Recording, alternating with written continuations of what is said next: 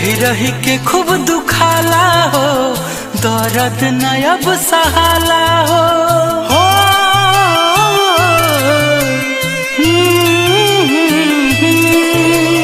रही रही के खूब दुखाला हो, दर्द न अब सहाला हो।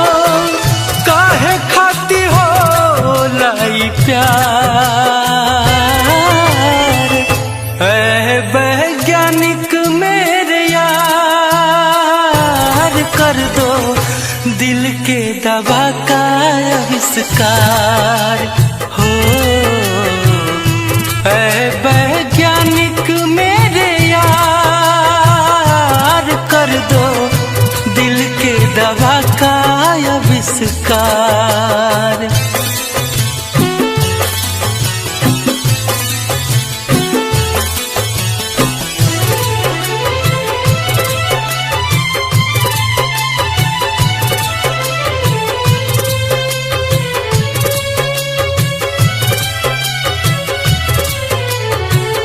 निक नाही लागे खाइल पियल, लागत बोझ अब धरती पे जियल।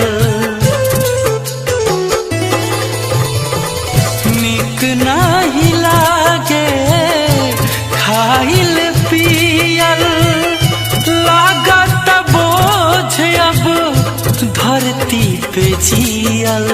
जगले हो जाता भोर हो, अखिया से गिरे लोर हो। सुनसान लागे संसार, ऐ वैज्ञानिक मेरे यार, कर दो दिल के दवा का आविष्कार। हाँ, ऐ वैज्ञानिक मेरे यार, कर दो दिल के दवा का आविष्कार।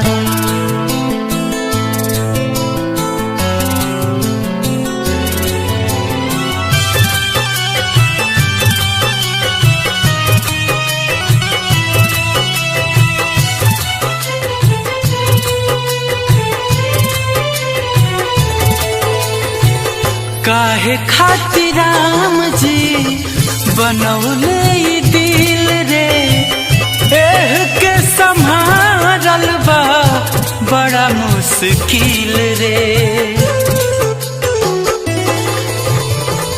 काहे खातिर राम जी बनौले ई दिल रे, एह के संभारल बा बड़ा मुश्किल रे।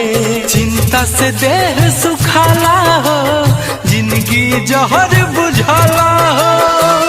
गुंजन हंसमुखी वाला चार, ऐ वैज्ञानिक मेरे यार, कर दो दिल के दवा का आविष्कार।